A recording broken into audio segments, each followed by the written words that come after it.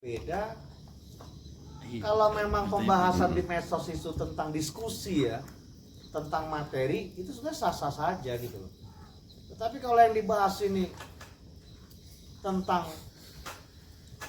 keluar dari materi, misalnya membahas kenapa Abi sampai ditangkap, oh ini mainannya si ini, mainannya terus bisa apa gitu loh kalau cuma begitu doang. Makanya saya sarankan ketika melihat menduga ada penyelewengan atau ada apa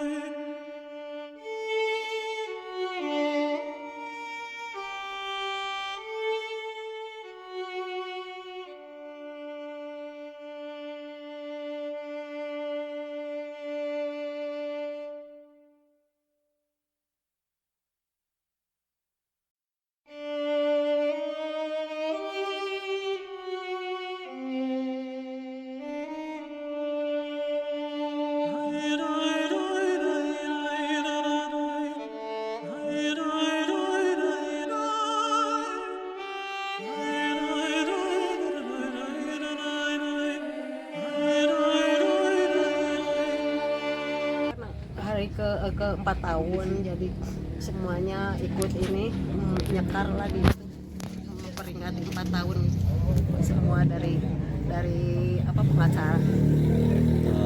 Diinisiasinya sama siapa Pak? Atau dari keluarga atau dari pengacara yang Itu dari idenya dari pengacara. Idenya dari pengacara. Iya. Lalu apa merasa senang Pak atau masih terasa sedihnya dengan hadirnya? Ya alhamdulillah campur antara senang dan bahagia ya, soalnya udah 4 tahun tapi masih ada peduli gitu, orang memperhatikan keluarga saya. Lalu apa Wali masih ngikutin kasusnya Pak sampai sekarang? Masih mengikuti sampai sekarang.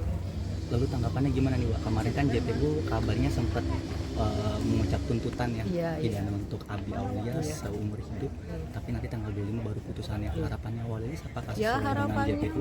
Harapannya mah ya dihukum dengan seberat-beratnya lah apa yang dia perbuat. Jadi saya meminta keadilan lagi supaya dihukum yang apa yang dia perbuat itu harus inilah. Harus dihukum seberat-berat sesuai Iya. dengan yang dilakukan oleh Dewa.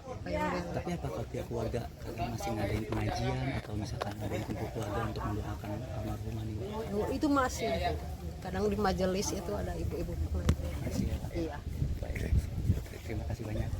Jadi sebelum saya lanjutkan, barangkali teman-teman terlebih dahulu, silakan. Ya, ini kita ingin bertanya dan tentunya pertanyaan ini juga sebagian ya dari pemerhati kasus Subang nih harus saya sampaikan pada kesempatan malam hari ini. Jadi yang ingin kita tanyakan dalam hal ini tentunya kita ketahui bersama bahwa pihak kepolisian dalam menetapkan tersangka itu memerlukan 2 alat bukti ya. Dan tentunya ada istilah harus ada persesuaian. Nah, kalau berbicara terkait alat bukti kan tentunya merujuk kepada KUHP 184 terkait alat bukti yang sah, yang dimana dikatakan di sana ada keterangan saksi, keterangan ahli, petunjuk, surat, dan keterangan terdakwa. Nah, di dalam kasus Subang ini kan Bang, kita semua ketahui bahwa 2 orang sudah bisa dikatakan divonis di persidangan pertama, dan besok tanggal 25 juga untuk Abi Aulia akan diponis oleh majelis hakim, dan ada 2 juga yang saat ini sudah status tersangka tetapi memang belum P21. Nah, ada kabar dari persidangan yang sudah dilakukan tentunya dari banyak saksi, ada kabar memang saat ini memang belum ada saksi yang tentunya melihat keberadaan 2 tersangka terutama untuk Mimin dan Arigi.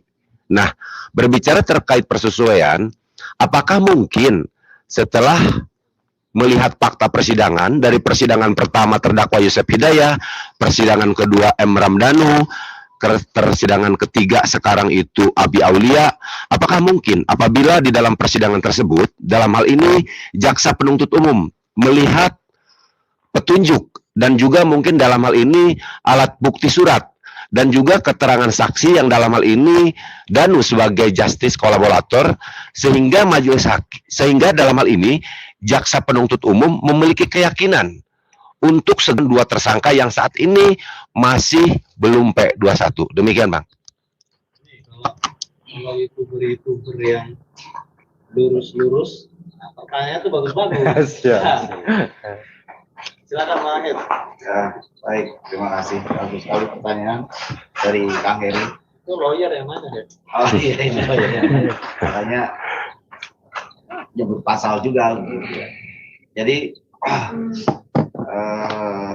pertanyaan apakah dimungkinkan setelah sekian banyak proses hukum yang telah dilalui ini dilakukan P21 terhadap 2 tersangka tadi ya, 2 tersangka berikutnya ya. Iya. Nah, saya kira sangat beralasan sekali ya, sangat beralasan sekali untuk segera dilakukan tahap P21 terhadap 2 tersangka lain yang saat ini belum dilimpahkan ke kejaksaan gitu ya. Harusnya jaksa penuntut umum paham sekali bahwa ini proses kan sudah terjadi sekian lama gitu ya. Artinya proses menggantung ini kan sudah sekian lama. Ada tahapan-tahapan memang yang secara hukum ini sudah dilalui sebetulnya oleh jaksa penuntut umum dalam menetapkan orang sebagai tersangka begitu. Penetapan orang sebagai tersangka ini kan begitu. Nah, penetapan tersangka ini kan sudah dilakukan begitu ya. Nah, pertanyaan kita juga kan menunggu apa lagi begitu ya. Satu sudah diproses, sudah disidangkan dan sebentar lagi putusan. Yang 2 sudah putusan yang sifatnya inkrah gitu. Nah, kelima tersangka dan terdakwa serta terpidana ini ya sama-sama dijerat dengan pasal 55 turut serta ya. Pasal 55 turut serta artinya apa? Mensyaratkan bahwa masing-masing pihak punya peran dalam pelaksananya proses tindak pidana. Nah, ketika itu sudah terpenuhi gitu ya, unsur-unsur maupun saksi-saksi, fakta-fakta hukumnya sudah terpenuhi, harusnya rekan jaksa penuntut umum dalam hal ini adalah Kejaksaan Tinggi Jabar begitu, Jawa Barat, harusnya segera untuk memproses P21-kan terhadap kedua tersangka yang belum dipersidangkan gitu, belum dilimpahkan ke kejaksaan gitu. Nah, tadi yang saya sampaikan pasal 55 ini kan mensertakan peran dari para pelaku ini turut serta dalam laksanakan tindak pidana ini gitu ya. Nah, 2 orang sudah diputus, 1 orang sebentar lagi putusan. Nah, ini harusnya sudah, kalau kami melihat sudah sangat kuat sekali. Karena apa? Yaitu tadi kausalitas tindak pidana yang terjadi dalam tindak pidana pembunuhan Subang ini mensyaratkan pasal 55 itu adalah turut sertanya masing-masing pihak dalam proses terjadinya tindak pidana itu tadi, gitu ya. Nah, apalagi 2 sudah inkrah, gitu ya. 2 inkrah ini menunjuk 2 tersangka ini yang sedang belum P21, gitu loh. Kecuali kedua terpidana ini yang belum inkrah tidak mensyaratkan atau tidak melibatkan kedua tersangka ini, yaitu oke, tidak masalah, berarti memang tidak ada bukti, gitu loh. Tapi kan ini kedua terpidana ini kan menunjuk ya, mensyaratkan atau memberikan pemahaman bahwa kita diberikan pemahaman bahwa mereka ini adalah bagian dari pelaku tindak pidana, kedua tersangka ini gitu loh. Jadi memang sudah tidak ada alasan lagi jaksa penuntut umum untuk tidak segera memproses P21 dan kemudian dilimpahkan ke pengadilan terhadap dua tersangka ini. Begitu, Kak. Sarankan ketika melihat menduga ada penyelewengan atau ada perlakuan yang tidak adil terhadap kliennya, laporkan gitu loh. Kami, apalagi misalnya contoh nih, Abi ditangkap gara-gara Tovan ke DPR, laporkan gitu loh. Dan ya kami tidak akan diam kan gitu kan. Tapi kalau kami yang diminta untuk melapor nggak akan, karena buat kami itu nggak penting. Gitu. Coba, Bang Rendro mungkin ada yang mau disampaikan, silakan. Baik, terima kasih buat pimpinan kami. Sebenarnya kalau kita lihat-lihat memang keterangan dari PH sebelah ini memang agak lucu ya. Kami sebenarnya sebagai pengacara muda, Tua. pengacara muda di bawah pimpinan kami ini, kalau ikutin darah muda kami ini sempat agak naik sebenarnya. Agak naik. Dari keterangan-keterangan yang lucu ini, karena kelihatan tidak profesionalnya begitu dalam membela kliennya gitu. Cuman lagi-lagi pimpinan kami memberi nasihat kepada kami, jadi lawyer itu seperti ini loh yang sebenarnya gitu loh. Jadi ya kebijakan itu dapat kami terima dari nasihat-nasihat dari pimpinan kami gitu loh. Jadi yang seperti itu hal yang kecil yang sangat cetek sekali bagi kami gitu untuk kami tanggapi gitu. Jadi seorang lawyer, seorang pengacara ketika sudah membahas sesuatu yang tidak sesuai lagi atau tidak on the track lagi, kualitas pembelaannya itu dapat diragukan gitu loh menurut kami. Sangat dapat diragukan. Jadi secara logika saja bisa dapat kami simpulkan udah kehabisan materi untuk membahas sesuatu yang substansial yang saatnya dia bahas, sesuatu yang on the track saatnya dia bahas. Tetapi ini malah membuat tingkah-tingkah lucu yang seharusnya lawyer yang profesional itu tidak seperti itu. Lawyer profesional itu menanggapi sesuai dengan fakta yang ada, sesuai dengan fakta persidangan yang ada, sesuai dengan bukti yang ada, bukan malah mencari sensasi yang malah memperlihatkan dirinya itu setidak profesional itu. Jadi lagi-lagi pimpinan kami itu menasihatkan kami jadi lawyer itu ketika menanggapi sesuatu itu ya sesuai dengan fakta, data, dan tidak mencari sensasi. Nah itulah kualitas dari atau karakter dari kantor hukum kami itu.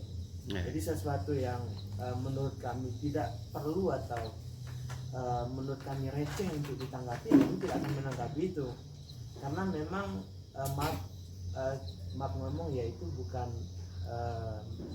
kualitas kami seperti itu.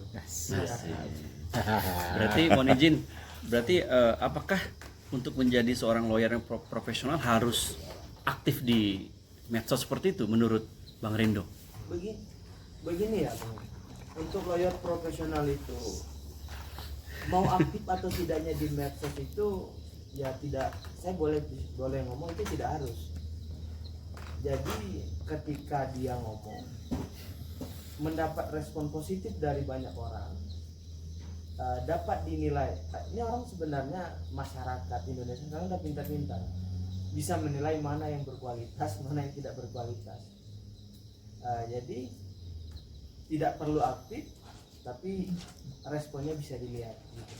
Sekali dia berbicara, kualitas omongnya kualitas atau substansi yang dia bicarakan itu bisa dilihat gitu. Dan ini bisa kita buktikan dari dukungan-dukungan yang kita terima saat ini. Semuanya udah pintar lah menilai gitu.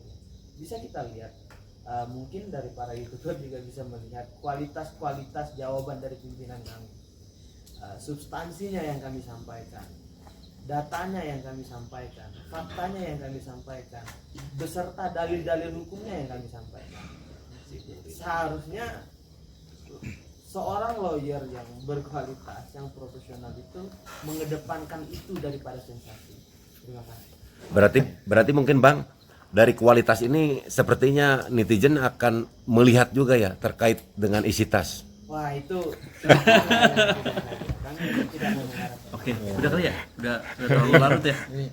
Jadi saya tambahin sedikit nih. Ya, tambahin sedikit. Jadi ini jujur ya, kami menjawab semua pertanyaan teman-teman gitu ya.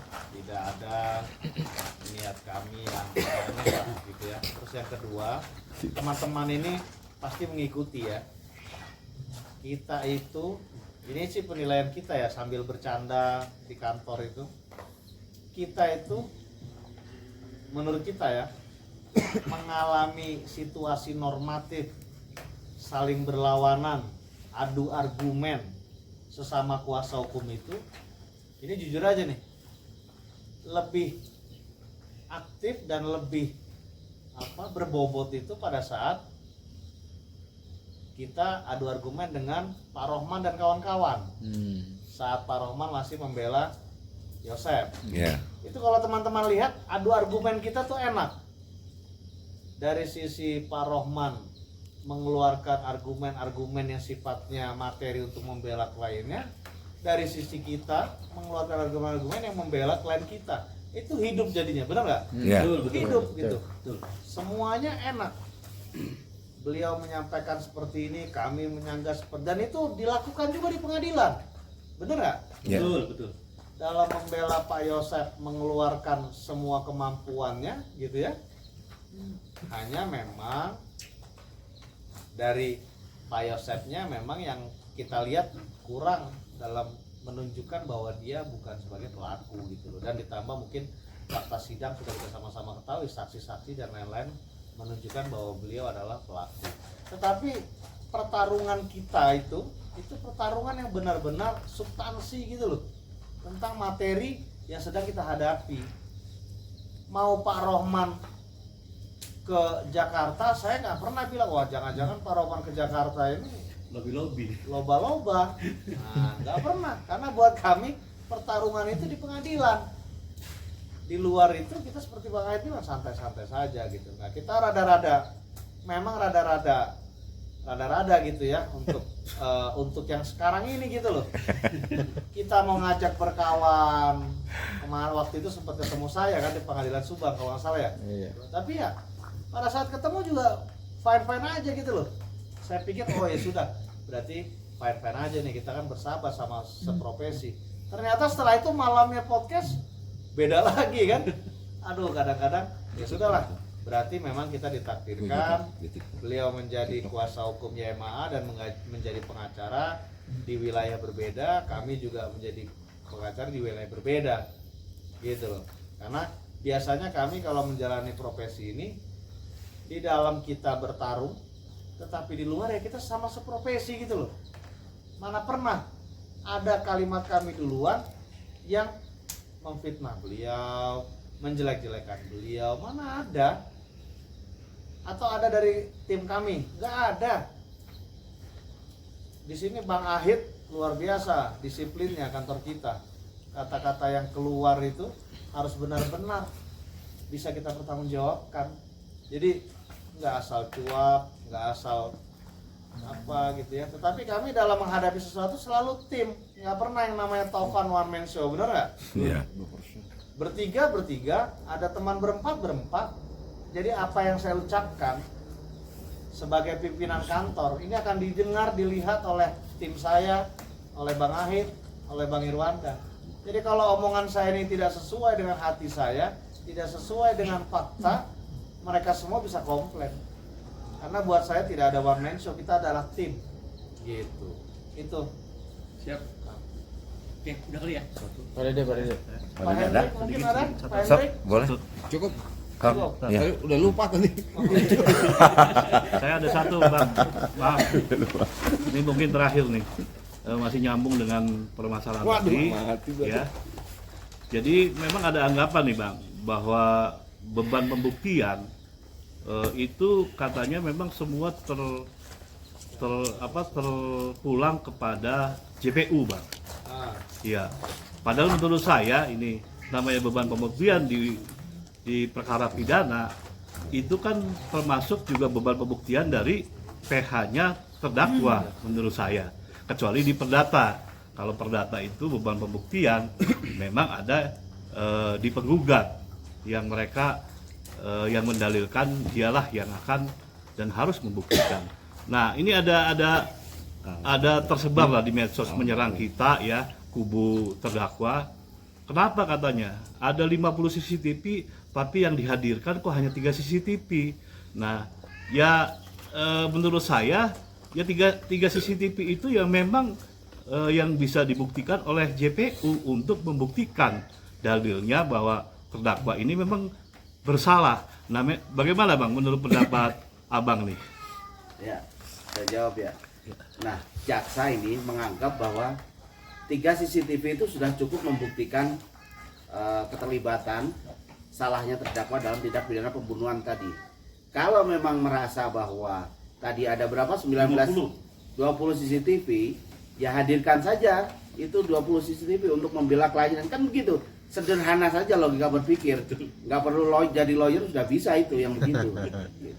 Jadi maksud saya, ayolah kita ajarin masyarakat ini untuk berpikir cerdas begitu ya. Analogi yang tepat.